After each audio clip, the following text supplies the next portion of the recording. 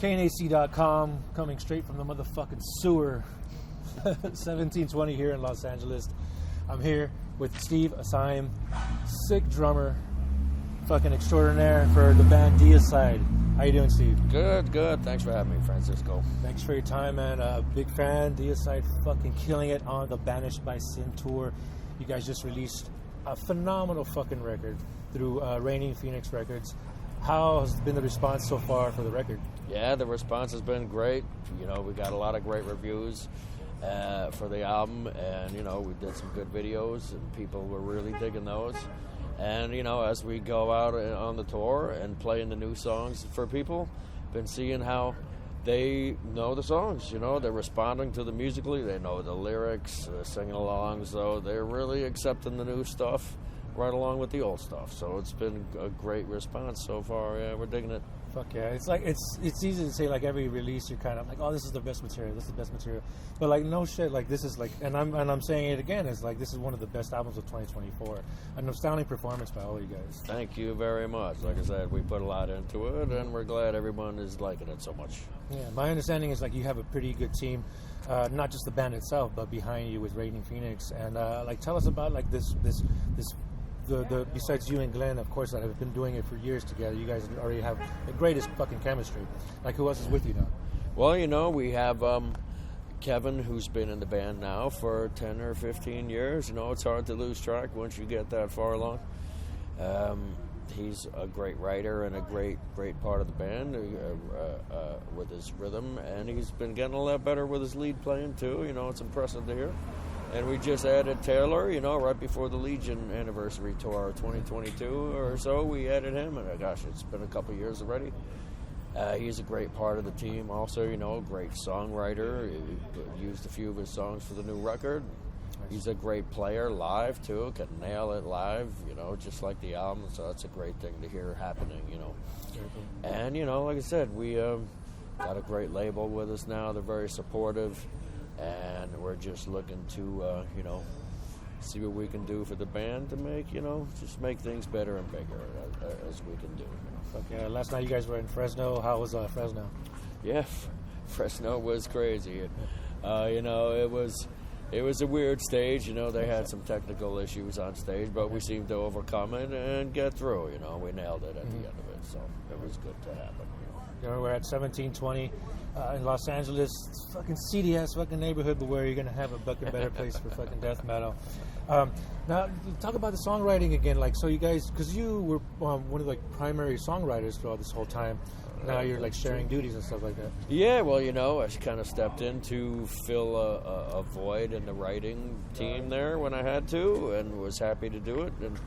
But now with, you know, we got a lot of talented riff writers and songwriters around us, so you know, all the burden is not on me alone to write all the riffs, and I'm more than happy to have good guys writing great songs. You know, they're fun to play along with, and they have great ideas, and helps diversify the feel and sound of the album. You know, so the more writers, the better, especially if you can work well together. You know, on flushing those ideas out. It really comes together well, you know. Yeah, a really high trust factor of, like, okay, you guys, you know, here it goes, here's a pen and paper, have at it. That's right. Yeah. And there's definitely a lot of elements from, like, all your classic albums, and there's definitely the Deicide sound, and then just that added value on these new songs, and it's just great, not just like the writing, but the production of aspect of it as well. It's really great. You had Jeremy Kling, I believe, that you guys worked, right? He did a lot of the tracking, and then Josh Wilbur did the final mix, and so it was a great, like, we had a couple of mixes from other engineers and producers, and it just didn't seem right. And then once we had gotten Josh's mix back, it was exactly what the album needed. It was the exact right mix for what we were looking for. So we're really glad he was able to do that. And like I said, it really polished up the record grade and just brought it to its maximum potential. Yeah, real organic sound coming from this album. I really love it. Blast that. Turn it up on blast, man, because you can hear the full effect of how it's your sound. Exactly. Not just on your little earbuds and stuff like that, man. Just You can crank it and it retains its clarity. And Yeah, very, very, very cool. Now let's kind of go into a little bit about your drumming. I've been a big fan of your drumming. You when Deicide came out, like there was really not many bands doing what you were doing. How did you channel this energy? Like, what was driving you to like just turn it up a notch? Well, there were some definitely heavy bands around when I started. That's how I got into it myself. Slayer and Dark Angel, from a drumming standpoint. Like right when I was getting into being an extreme drummer, those were the guys to look up to, and still are. Incredible players, great ideas and execution, and just everything about their playing was great. I liked and still like, and I still try to push myself along those lines like they did. I still enjoy listening to those guys today because they do the same thing, pushing themselves still to this day. So it's just nice to be a part of something as crazy as extreme metal is. It's an elite club. Like you said, when we started, there weren't a whole lot of bands like this out. Now there are hundreds. Yeah. And that's cool. Because everything grows with time. Sure. But it's nice to kind of get in early and see how much it grew and evolved and everything that happened with it.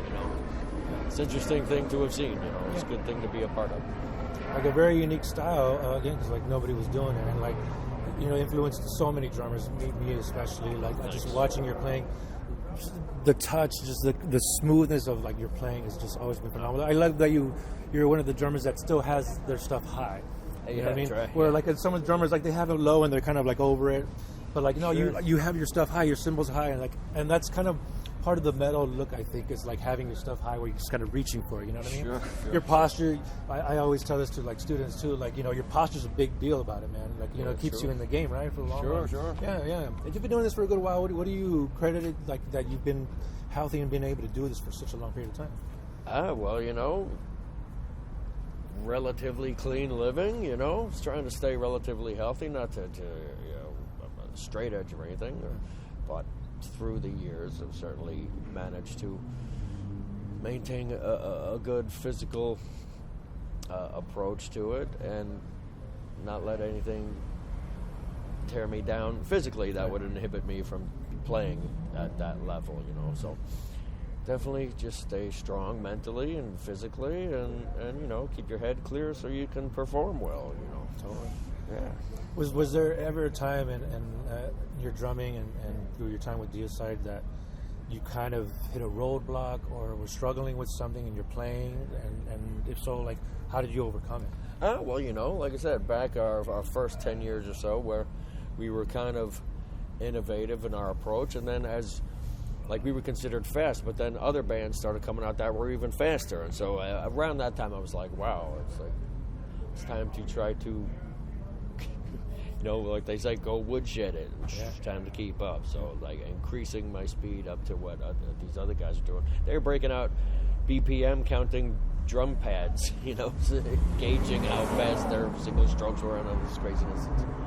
So that was a challenge, and I think I was able to catch up pretty good, and then another 10 years goes by and everyone is gravity blasting, and that's a new thing. And that one is where I'm like, you guys keep going with that. Yeah. I'm going to hang back here with the old school blasting and that.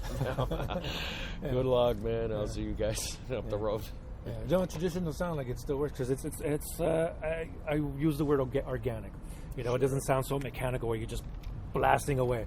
That's true too. I think when it gets so fast and you have to listen so hard to what's happening, it's a bit of a chore. Where it's at least it's kind of easy to distinguish what's happening without working too hard. It's an easy listen without having to. It's not a chore to listen to.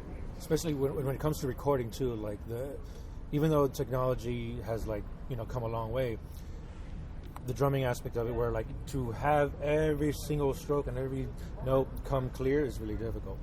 Maybe not so much for but then at the time, it begins to sound unorganic. It kind of counterproductive. That's true. Right? But your sound here on this one, your playing has always been like crystal clear what you're doing. Oh, thanks. Yeah.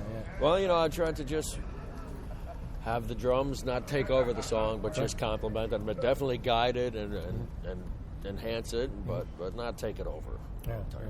As going about the recording again, like as you saw the process changing from like analog and now to this digital age, like did you adjust much in your playing?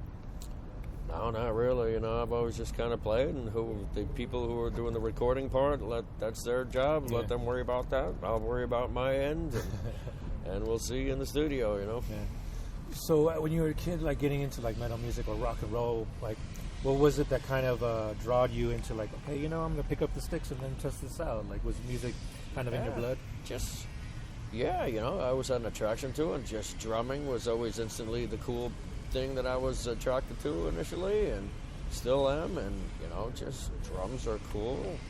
Drummers are cool. Yes, we are. And that's about as simple as you can put it. It's just a cool thing to be able to do.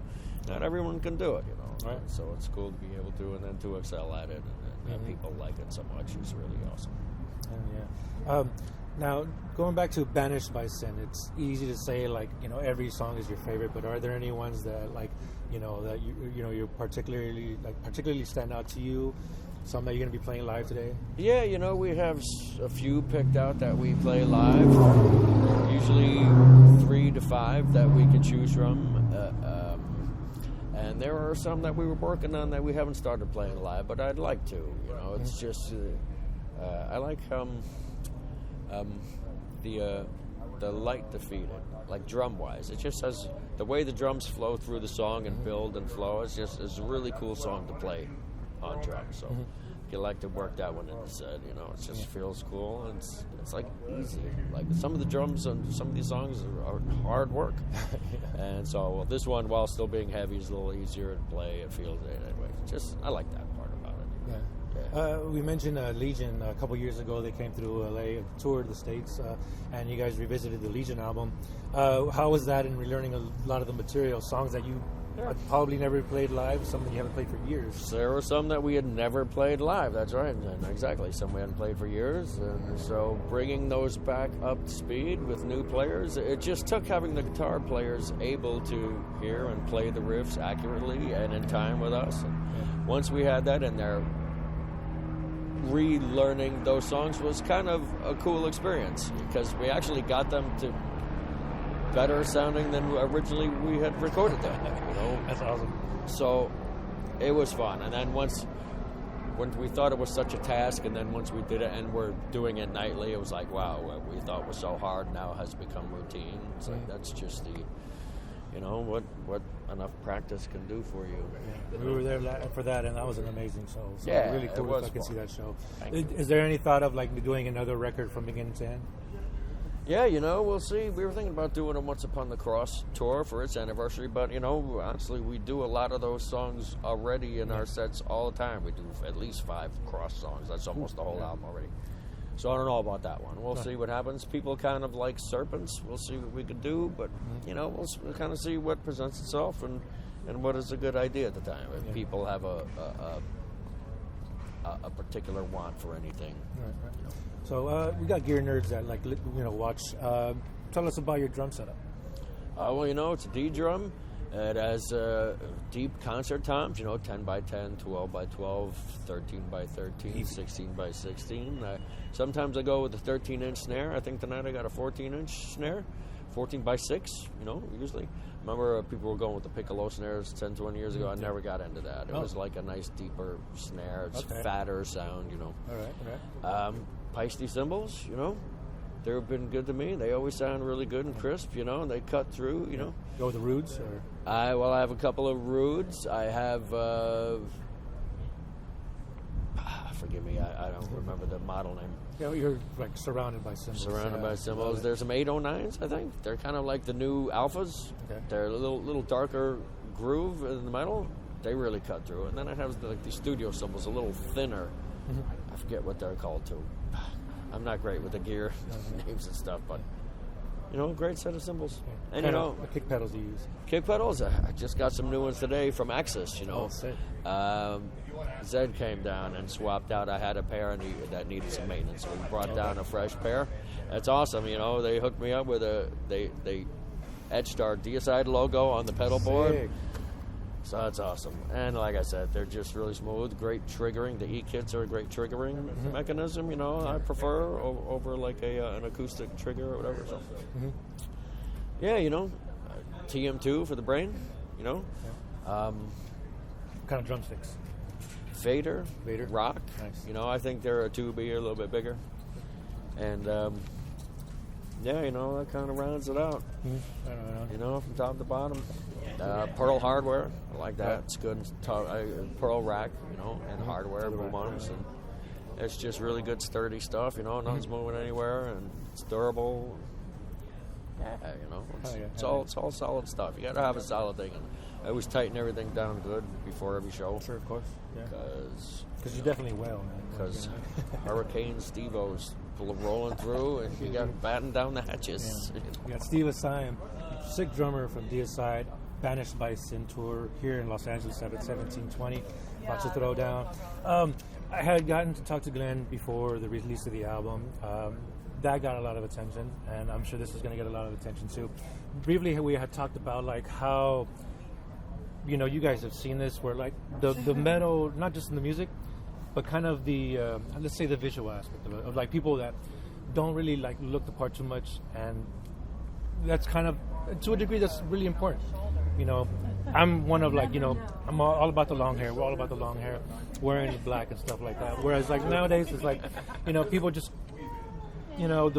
excuse my black frame glasses, but I mean everybody like doesn't care. They don't really care to look the part. There's like no cohesiveness on stage. They just like wear whatever on stage, and I know that you guys have a stance, not a stance per se, but I mean you guys have a belief of like a band should look like a metal band. What are your thoughts? Yeah, I've always believed that growing up. That's what make you stand out from the rest of society as a freak. Yeah. Yes, exactly.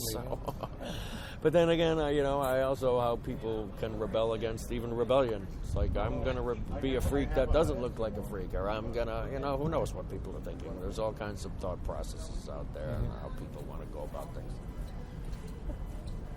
Man, right, when Nirvana came out, the guy was wearing nerd sweaters, and like that kind of became its own thing. Yeah. Flannel shirts for the Pacific Northwest kind of symbolizes Seattle, right? So, I don't know. People are going to kind of combine styles and see what works for them. And sometimes it works, sometimes it don't. Sometimes you get called out. Yes. Sometimes it works. Yeah. It just depends. Because the look shouldn't overshadow the music, the art. It's like should be definitely about the music first. I think the look. Try and look the part.